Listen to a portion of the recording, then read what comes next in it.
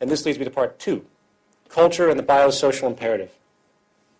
So this is a detour now. I hope that first section, if you have any questions, keep them in mind when we go to the Q&A. In this section, we are going to address some issues regarding our physical and social selves. This is very, very relevant to me, and I think very relevant to the whole argument. And unfortunately, again, most never think about this subject at all. In order for us to consider routes of social change, we must also have a clear understanding of conditioning, our biology, and our relationship to the environment. As denoted before, when it comes to the pursuits of social change, the most profound hurdle is overcoming the traditional ideology, identifications, and dogmas which have been set in stone as final by the established culture. Of these ideas, a consistent one that comes up has to do with the conclusion that the human being is of a rigid, fixed nature, whereas certain behaviors are simply immutable. Therefore, as the logic goes, social structures are locked into a set pattern, which cannot be overcome due to the very nature of the species. In order to address this claim, we need to first consider the ramifications of culture itself.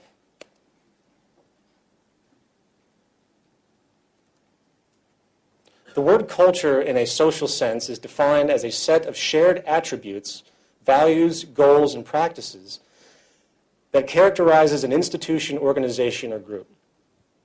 The most obvious, yet often overlooked example of the mechanics of culture is the fact that we are provably shaped by the sort of society we live in. The language you use, the gaming strategies you execute for survival, the perception of beauty you lust for, the familial patterns and traditions you perpetuate, and the deeply held theology, myths, and urban legends that define your broadest view are all examples of the qualities you might absorb arbitrarily from the culture you have been born into.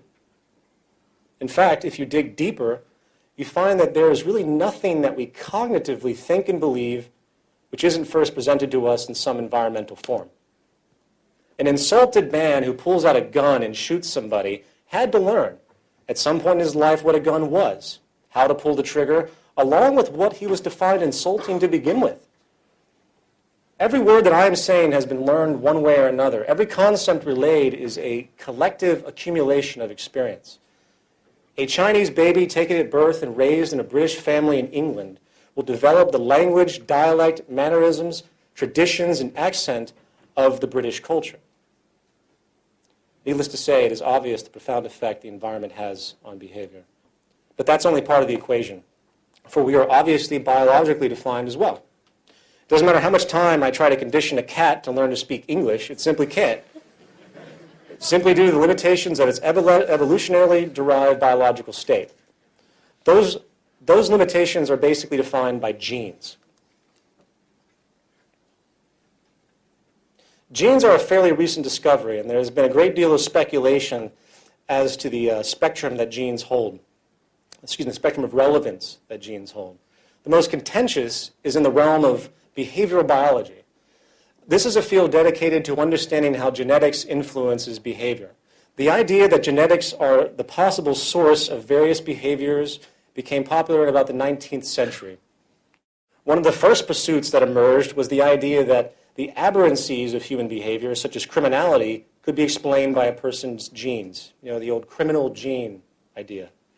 Sickly enough, even eugenics operations in the form of sterilization took place many years ago in an attempt to rid society of, quote, criminals, idiots, imbeciles, and rapists. The implication is that certain people are naturally, quote, bad people due to their genetics. You see this rhetoric everywhere. Someone might say, he has bad blood, or she's just an evil person. As an aside, I find it fascinating that this simplistic social fallback to explain a person's behavior is in full accord with the primitive superstitious duality postulated by nearly all established religions, good and evil. The gene in this case has replaced the satanic demon that once possessed a person, and thus the person has no control over their evil actions. In other words, they are slaves to their genes. Well, as research has progressed, it has been found that genes do nothing of the sort. Genes are stretches of DNA that produce proteins, which of course are vital to the operation of the brain, the nervous system, and the whole body. However, they are not autonomous initiators of commands. They do not cause behaviors in any real sense of the idea. In the words of Professor of Biology and Neurology at Stanford University, and a well-known anthropologist as well, Dr. Robert Sapolsky, genes are rarely about inevitability, especially when it comes to humans, the brain, and behavior. They're about vulnerability, propensities, and tendencies. As it turns out, the determining factor of genetic propensities, particularly in the realm of behavior, is the environment that the organism resides in. For example, recent research has shown that a gene could exist for depression. However, just because you have that gene does not mean you're going to get depressed. It takes some form of dramatic environmental stressor to trigger the genetic response, such as a sudden death of a loved one or something very severe. In other words, the environment triggers the existing genetic propensity. Even with a genetic predisposition to a particular illness, there is no guarantee you're going to get it. A chair with a broken leg is not dangerous if you never sit on it. As a variation of this, it is interesting to know how the environment even affects broad physiological attributes, a realm traditionally left for the genetic side of the nature and nurture debate. A study was done a few years ago at the Miami School of Medicine with premature infants in neonatology wards, where they decided to simply touch a section of the infants in the wards a few times a day, while the other section was not touched. All feeding patterns remained alike, everything else equal. As it turned out, the infants that were touched grew 50% faster and were noticeably more healthy. They were released from the hospital a week early. When compared months later, these same kids showed better health and agility than those that were not touched. It's incredible. This is a dramatic finding on many levels, for it shows that the genetically prescribed growth hormone release can be profoundly influenced by a simple and subtle environmental experience. Furthermore, the environment can not only trigger genetic propensities or influence their extent, it can override them to a certain degree. A couple of years ago, another study was done at Princeton University where scientists were able to genetically engineer mice, removing a key gene relevant to their neurotransmitter system, selectively targeting learning and memory. As a result, the cultivated mice were poor at various memory and learning exercises. They had trouble recognizing simple objects, their accuracy of smell was poor, and they were unable to learn well in many ways, which otherwise would be normal to an average mouse. Once their disability was confirmed and established, the scientists then put the cognitively dim mice as adults in an enriched, stimulating environment. And over time, it was found that many of the genetically engineered learning disabilities were actually overcome by the simple exposure to an intellectually nurturing environment. In other words, the environment is actually able to reestablish neurological pathways that seemed not to exist. Again, this is a powerful testament to the power of the environment when it comes to brain and hence behavior. We're perpetually molded and shaped by what's around us, and it has an extremely direct effect on our genes and what might be inherent to us. It's very important. The reason this is being brought up is to illustrate the fact that our environment is provably the most important determinant in our functionality. Nurture, in many ways, dictates nature on many levels, ranging from behavior to to physiology. Psychology would have a relevance, but to physiology and health. Consequently, it is incorrect to think that the human being is a slave to his biology, especially when it comes to his or her actions.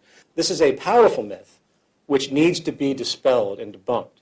For when we realize the importance of our environment, we'll be much more prone to changing it, and that's why I'm talking about this.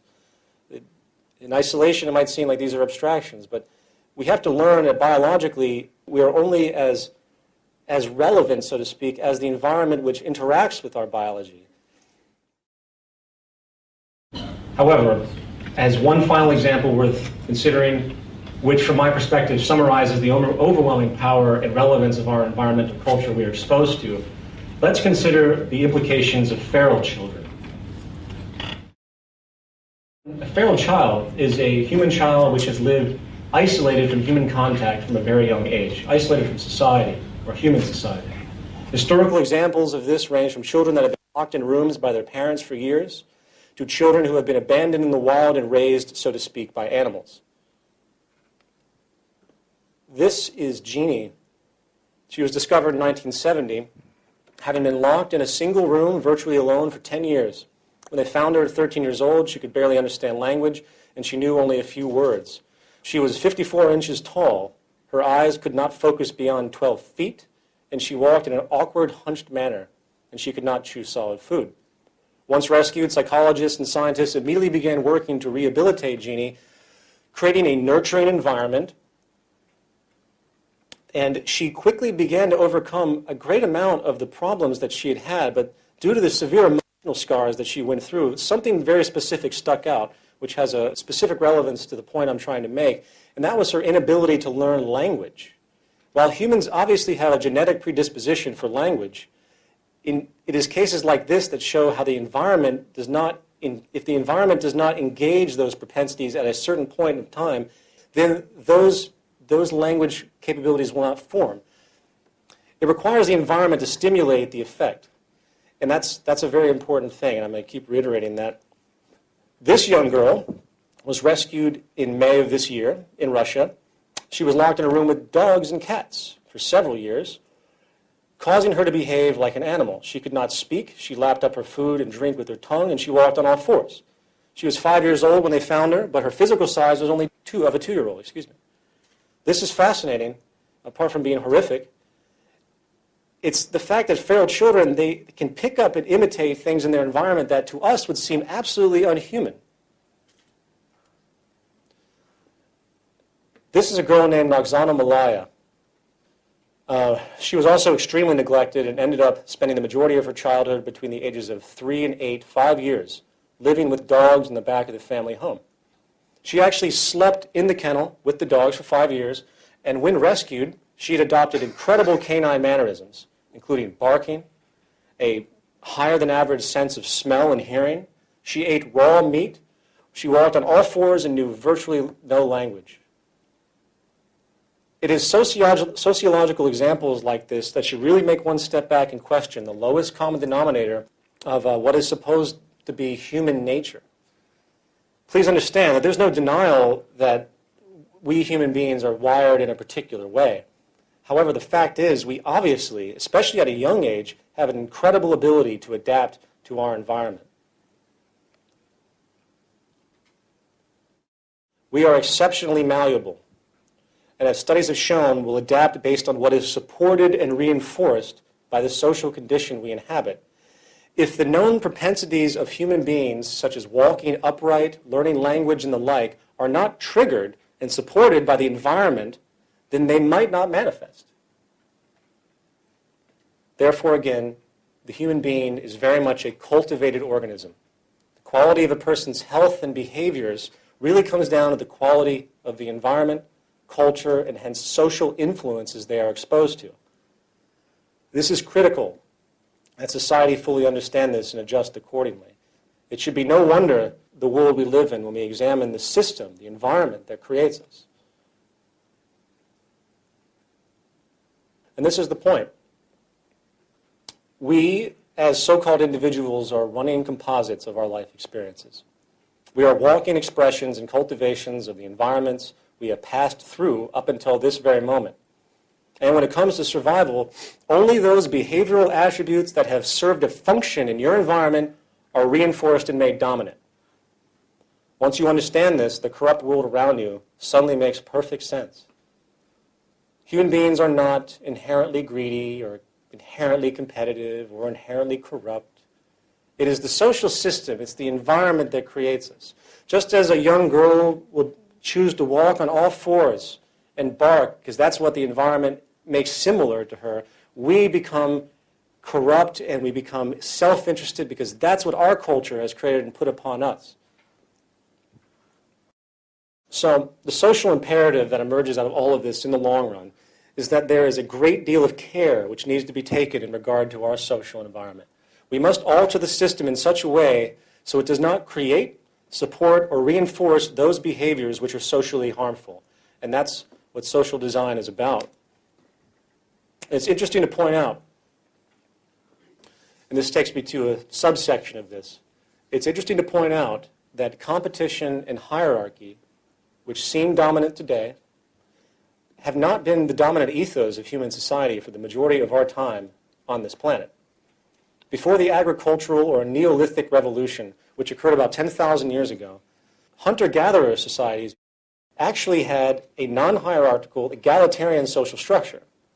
The social values were based essentially on equality, altruism, sharing, and literally forbid upstartism, dominance, aggression, and egoism. We know this because of the anthropological research that has been done on remaining hunter-gatherer societies over the course of the past century.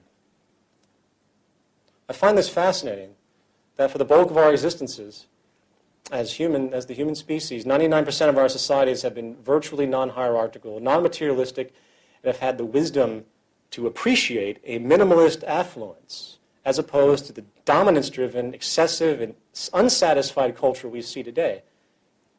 Regardless, this historical reality puts into question the notion that social hierarchy is a natural human tendency. What it is a social condition that has been created. In the view of Robert Sapolsky, hunter-gatherers have thousands of wild sources of food to subsist on. Agriculture changed all of that, generating an overwhelming reliance on a few dozen food sources. Agriculture allowed for the stockpiling of surplus resources and thus, inevitably, the unequal stockpiling of them. Stratification of society and the invention of classes. Thus, it has also allowed for the invention of poverty. The core basis of social hierarchy is real or perceived scarcity. Social hierarchy is a formalized system of inequality which serves as a substitute for perpetual conflict over scarce resources. In view of our Western society, which, as we have denoted, works to literally preserve scarcity, it's easy to see how our social classes are perpetuated unnecessarily. But the problem doesn't stop there. Another consequence, which is very new, has to do with the chain of causality, one that affects every one of us in a way which is almost hidden. And that has to do with the effect it has on our health. Studies have shown that people of higher socioeconomic status live longer, enjoy better health, and suffer less from disability, while those of lower socioeconomic classes die younger, suffer the largest burden of disease and disability. Now, this most often comes in the form of a gradient, meaning that from the highest upper classes straight down the lowest bottom classes, each successive step, up or down, the socioeconomic ladder constitutes a respective quality change in a person's health on average. On the surface, this would seem absolutely logical, right? Just makes sense. In the sense, lower classes often have poor diets due to a lack of purchasing power. They are more prone to live in polluted areas. They are more likely to get subpar health care. And due to lack of education, they might not take care of themselves in the best way. Now, while these attributes are obviously relevant to health, new studies have shown that there is something else going on that is contributing to the increasingly poor health and disease propensities of people the lower they go in the social hierarchy. One of the most documented studies that has been done on this issue has been called the Whitehall Study. It's done here in London at the University College of London, using the British civil service system as a subject group. They found that the gradient of health quality in industrialized societies is not simply a matter of poor health for the disadvantaged and good health for everyone else. Something else was happening. Remember, this is the UK where healthcare is socialized, and theoretically you have equal healthcare. They also found that there was a social distribution of disease, meaning that as you went from the top of the socioeconomic status to the bottom, the types of diseases people would get would change on average, but they'd be linked. For example, the lowest rungs of the hierarchy had a fourfold increase of heart disease-based mortality compared to the highest rungs. I think, if I remember correctly, the highest rungs were things like melanoma, people sitting on their yachts, which I thought that was quite amusing. Regardless, this is the pattern, and to a certain degree, it's irrespective of healthcare. Keep this in mind. Disease is being generated irrespective of socialized healthcare. Even in a country with universal healthcare, the worse a person's financial status, the lower they are in the social hierarchy, the worse their health appears to be getting. Why is this? As it turns out, psychological stress generated from social inequality. Not the byproducts of inequalities such as poor nutrition, healthcare resources, or education for a person's health, but inequality itself, psychological subordination. Concurrent research done by Richard Wilkinson at the University of Nottingham found that more income inequality there is in a society, the worse the gradient of health and mortality rates. This is irrespective of absolute income, and again, it has nothing to do with healthcare and nutrition. Evidently, the more income inequality that exists in a society, or in other words, the more stratified a society is, the more money that's divided between the culture, the more health problems that occur in the upper and lower classes together. It isn't about money in and of itself. It's about the psychological ramification, the psychological stress or psychosocial stress generated by the social hierarchy itself. Not to mention, as an aside, it is also well documented that the more income inequality that exists, the more crime, assault, robbery, murder are probable. Not the more poverty and deprivation that causes this, the more inequality. Does everyone understand that? That's a very interesting point. This is easy to exemplify for the United States, which has the largest income gap on the planet, also has the largest crime rate in the world, the largest prison population in the world, and amusingly, we're also the most aggressive and armed nation in the world. Go figure. The bottom line is that when it comes to the comparison of hierarchy to egalitarianism, in other words, people being equal or people being stratified, egalitarianism or equality, when it comes to psychologically stress-driven health, trumps stratification for the whole of society from crime to disease rates. So in conclusion to this section, I hope I've made this relatively clear because it's a really important point when you think about it.